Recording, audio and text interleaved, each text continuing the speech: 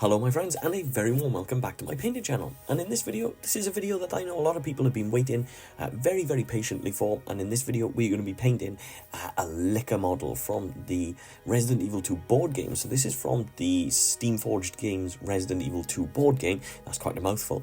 And this is the liquor model. So this is one of the really nasty sort of biological weapons. We're going to have some real fun bringing all of these red tones to life. So we're going to start using a Mayhem Red.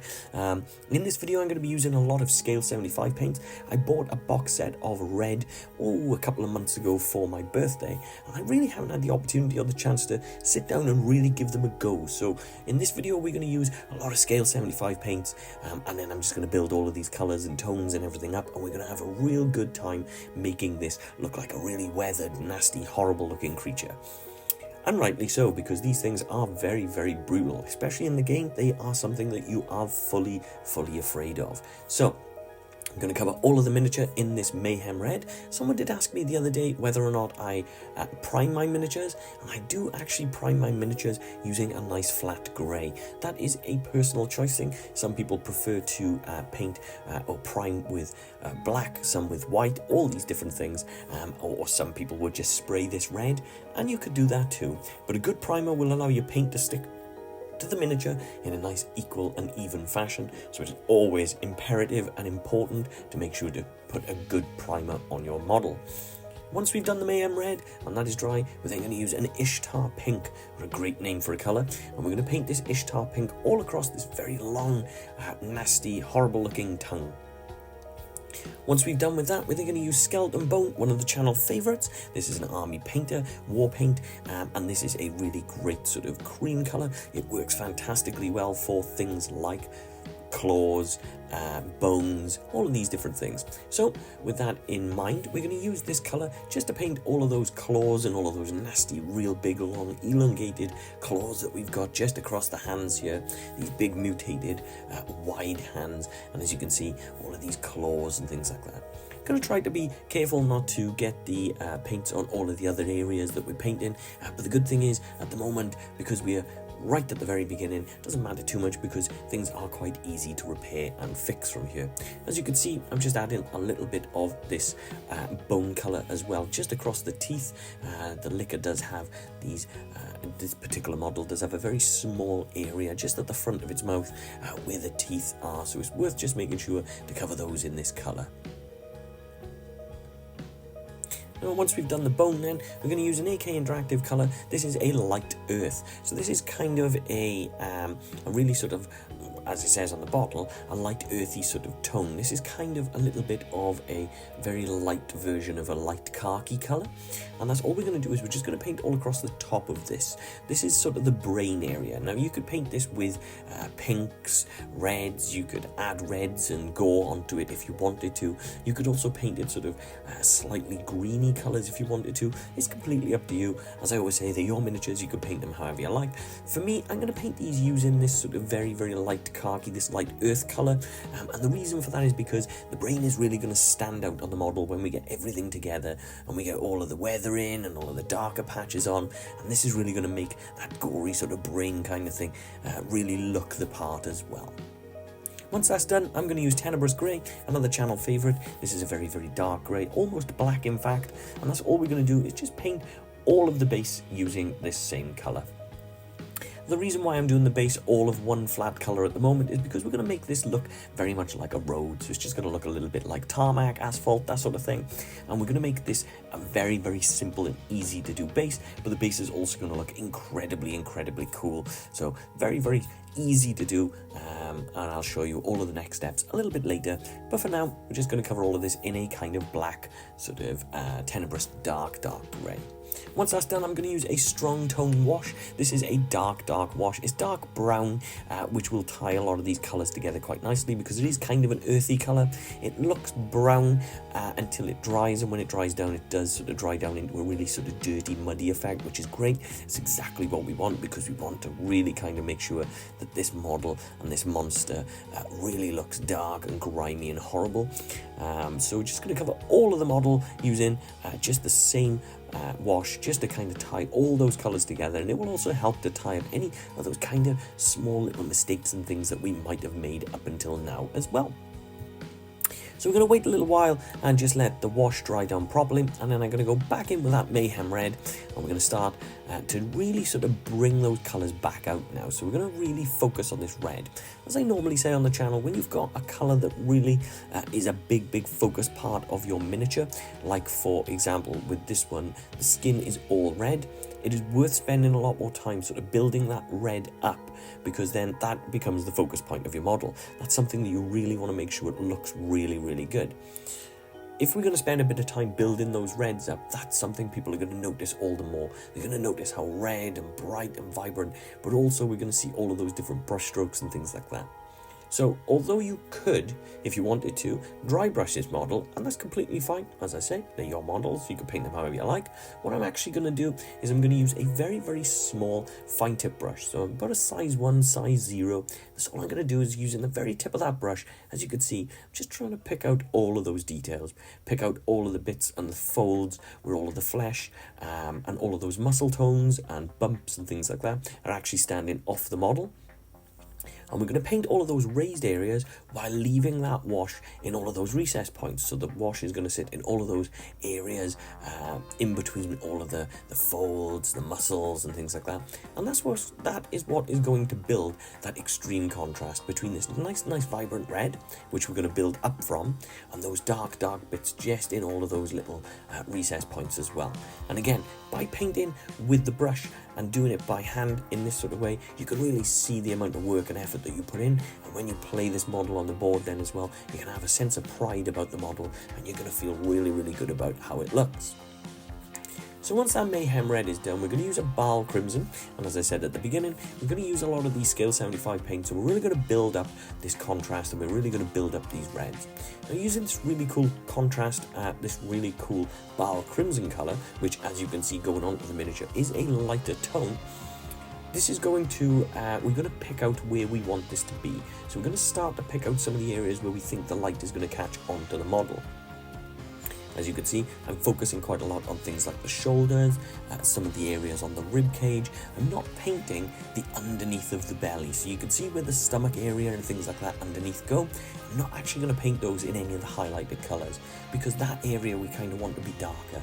And that's going to give us that light source, that contrast again. I talk about contrast a lot on the channel, because contrast in between the light and dark bits, when you're using things like your shades and your highlights, really does allow your models to pop, really does allow your models to stand out off the board, and like I say, it gives you that sense of pride as to how well you painted the models as well.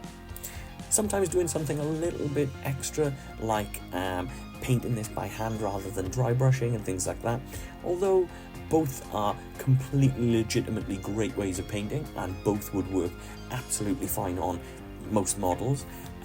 By painting this way and by painting by hand in this way, you're kind of learning a little bit more about the model, learning a bit more about the brush strokes and things like that. So just by pushing yourself that little bit extra when you're painting these models, it's a great way of improving your skills, and it's a great way of building your ability through sort of the medium of continuing to paint and build up all of these colours.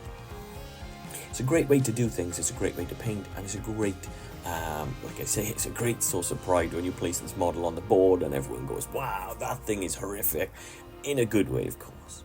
So yeah, it's a great idea to just build all of these tones up and push yourselves every now and then, because pushing yourself to want to sort of do something different can often lead to surprising results. Once that's done, then we're going to use a Beharit, I don't know how to say this one. So we're going to use a sort of orangey red, and this is a, as I say, it's a red tone and it's a nice highlight, but it does have a small element of orange to it.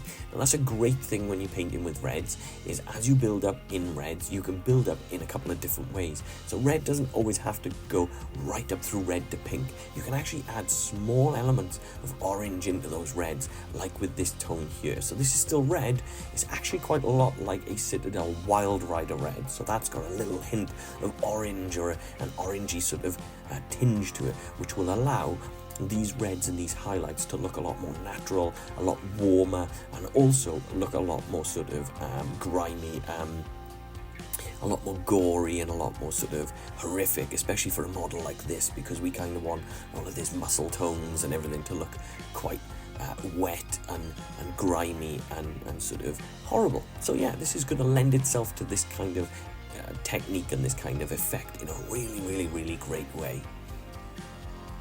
And as you can see, just continuing on with the same way that we've painted up until now, just using the very tip of the brush and just building up those highlights where I expect them to be. So across things like the rib cage, across the shoulders, and areas where I really want the highlight in to really catch and sort of make the model pop. Again, we're not going to paint the underneath of the hand, the underneath of the stomach area, things like that, because we want those areas to be dark and give us that real great contrast that I keep on mentioning. I know that I drum on about this contrast quite a lot, but it is an important part of painting. It is an important part of bringing these miniature characters to life. And there we go, as you can see, just carrying on building up all of those tones, nice and simply, using the very tip of that brush, as I say, and you can go back over areas and you can put multiple layers on, and that will build up the vibrancy all the more. So once we're done with that, that's our red complete, and then we're just going to move back onto that light earth that we used for the brain, and then we're going to use a very small stippling effect, and with the very small stippling effect, we're just going to dab this around the area and pick out some of the details on the brain, and this is really going to add to that gore, add to that horrible sort of style and the kind of character that we've got with this liquor. Is really going to stand out. Now you can kind of see what I was trying to explain at the beginning when we've got all of this red, by adding this sort of bright, vibrant sort of khaki tone, it really stands off the red, so that means that the brain stands out all the more and it kind of adds more to the character. Then once that's dry, we're going to use a vampiric flesh. This is the perfect and most natural step up from the light earth. So this is a very similar colour, but it does have a much more vibrant tone. So this is a lot more creamy. It's much brighter. And again, we're going to do the same thing, just using a stippling effect. Just going to try to pick out areas that we kind of want the highlights to be. And again, by going up in these sort of 3 stops, you kind of get in a lot of this highlighting, contrasting. It's really starting to show through on the model, just like so.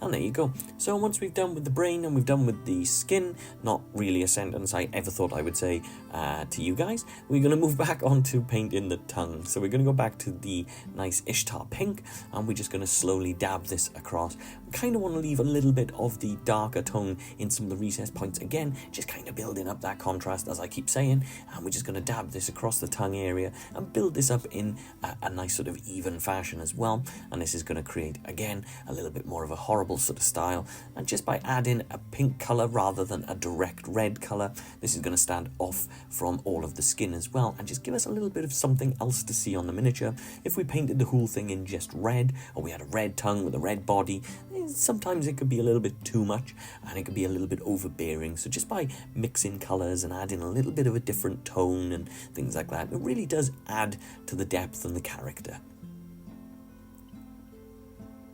From there then, we're going to look at a miskatonic grey, and I'm just going to dry brush this. So we're going to get a small amount of the brush, and we're just going to add a very small amount of this miskatonic grey, and this is just a nice flat mid-tone grey. And then I'm just going to gently, and I mean very gently, dry brush this just across the base, and this is going to slowly pick out a few highlights of areas where the paint is dried and things like that. It's going to kind of create a texture of stone, and that's add into that tarmac, asphalt, the road sort of style. We're going to use a Marduk yellow then from there. So this is a nice bright vibrant yellow. You can use any bright vibrant yellow you like. And we're just going to slowly build 2 sort of lines going through the base. Now I'm cutting these through the base at an angle because I just find if you put something through at an angle, it kind of gives you, again, a little bit more to look at. It goes straight through the model as well, so that kind of adds to the depth of the base and adds to the idea that you've got this sort of creature on the road and things like that, and it ties the base to the model in a really nice way. It's almost a little bit like photography in a way. The reason why I'm going directly through the base at an angle is because an angle tends to be a little bit more pleasing on the eye, and you kind of want certain lines and things going through the picture, because that kind of draws your eye into the picture. Now, since I bought this AK Interactive Streaking Grime on recommendation from guys on YouTube, you know who you are, this has been one of my go-to favorite things. So what I'm going to do is I'm just going to use a little bit of this AK Interactive Streaking Grime, and we're just going to dab little bits of this across the base, and this is really going to add to that dirt, grime, that tarmac, that sort of you know, that sort of grimy, dirty, normal, sort of everyday kind of muddy kind of effect. We're also going to dab this across the hands. This is the reason why I didn't build these sort of bone colors up on the claws, because instead of going too extreme and making them really bright on something that's supposed to be quite horrible, I'm actually doing the alternative, and I'm toning them down a little by adding more dirt, more grime, and more grim dark sort of effect to it as well. Now from there, I'm also going to use a bit of gory red. So this is a really sort of shiny sort of red color. This kind of dries down with a little bit of a sheen and a little bit of a shine. So this creates a really great color for things like gore and blood. And that's all I'm going to do using my basing brush. As you can see how broken the bristles are, I'm just going to dab this in one or two places on the base and across the tongue as well. So that it looks like the liquor has got a lot of blood and a lot of gore and things like that. And then I'm just going to manipulate a little bit on the base as well, just so that it looks like there's a bit of a splatter all across the base there. Now if you wanted to, you could call it done there, and that would make a great looking model. But what we're going to do, we're going to step out and we're going to add a little bit more to it. We're going to use a UHU glue mixed with that gory red, and we're actually going to make a little bit of a visceral, horrible, kind of bloody effect. So bear with me, and we're going to build this up. So we're going to add a little bit of the UHU glue onto our palette. Then we're going to mix gory red in, and we're just going to mix that together, and this will create the UHU glue is great for like dragging strings of glue across your model, and I'll show you exactly what I mean now. So I'm going to place a nice big chunk here. This chunk is a little too big, but we're going to go and we're going to show you kind of how I can remove a little bit of that as well.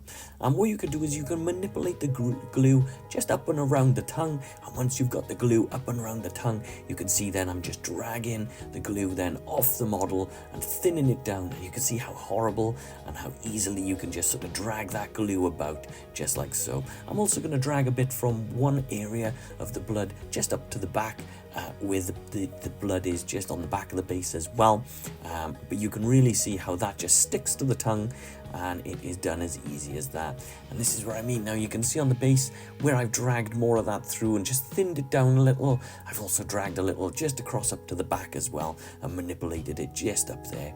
And then of course you could just manipulate and move and change and things like that. This glue, it's actually quite easy to move, and it kind of is at its best time to move when it's sort of just trying to dry down. So not at its freshest, but just a minute or two after it's been applied, you can really move and manipulate it, and then it dries down to a really nice sort of horrible, visceral, kind of bloody effect, just like so. And it looks great as well. It looks absolutely great on the model as well. So all in all, that is our liquor complete. It was a mixture of building up all of those reds and getting the horrible sort of look to the model, and then really going to town on the base as well to tie it together.